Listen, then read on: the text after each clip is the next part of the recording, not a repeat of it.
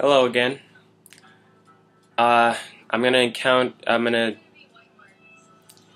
Hello again. I'm going to dive into the next experience of mine. Um, this is a experience that happened while I was in high school. This is after years of going through my sleep paralyses.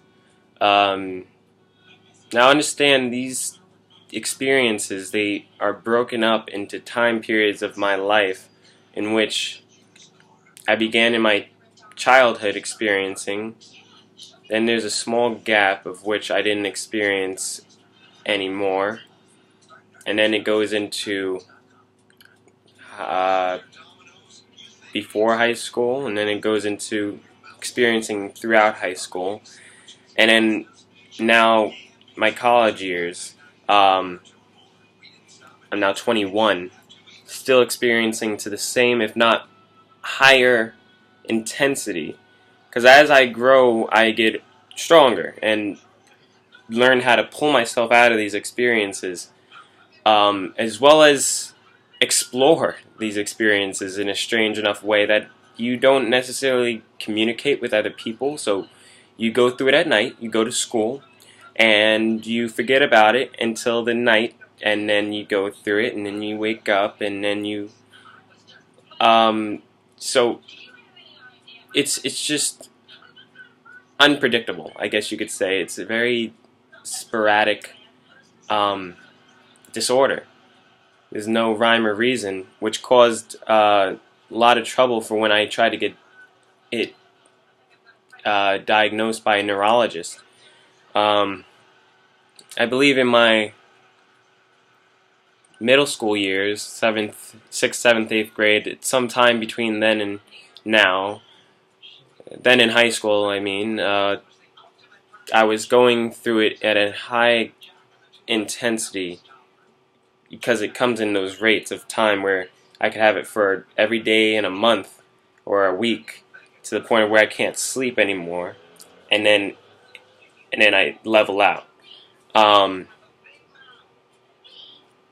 in this particular case, at that time period of seventh and eighth grade, probably, I had went to see a neurologist with my parents, my mother and father, and they took me and they evaluated me, my health and BMI and vitals, all that stuff. And then, as a means of understanding it greater, I had to go home with a machine taped to my head.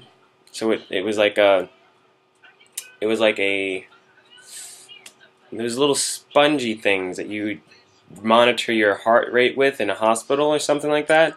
And except they were strapped to my head so they could monitor my brain activity throughout the night.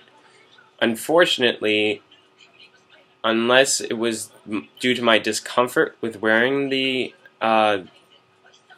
machine, because I also had it attached to my head, that wasn't really a big problem. But what the real problem came from was there's a wire that strung down and had to be attached to a like a box, probably the size of this iPhone case, and it had to be put onto your side while you slept. And you had to sleep in a way that didn't disturb the wires. You make sure the glue didn't come off your head. Make sure that the wires didn't get tangled and the battery was sitting in a certain way. So these very specific directions caused me to be uncomfortable throughout sleep. Even though I was able to sleep, no. See, I believe the experiences to happen in times of very either I'm very exhausted or I'm very comfortable. So I could be very comfortable and usually on my back. And I'm sure as anybody who's researched it, you can find that sleep paralysis is has a higher probability of occurring when you are sleeping on your back. However, that's my favorite position to sleep in. Well, it used to be anyway. I don't do that ever. My bed is right there, and I don't ever sleep on my back. And if I do, I can always count on sleep paralysis following that night. That being said, I for that weekend that I had the device attached, I looked like a mental patient. um, was very uncomfortable. The wires were detaching, and I unfortunately did not experience sleep paralysis the whole time I was under the machine. So they weren't able to discover anything, and the studies did not continue, but the experiences did. And being that they continued, and I already went to the doctor, my parents just assumed, there's nothing that we can actually physically do to aid this ailment. Even though I'm very real, I'm very serious about it. I mean, I wouldn't keep this going on for 13 years unless it was serious, right? So that was my second experience, and I think I'll leave it there. At least, memorable experience. Alright, this is me signing off. Have a good day.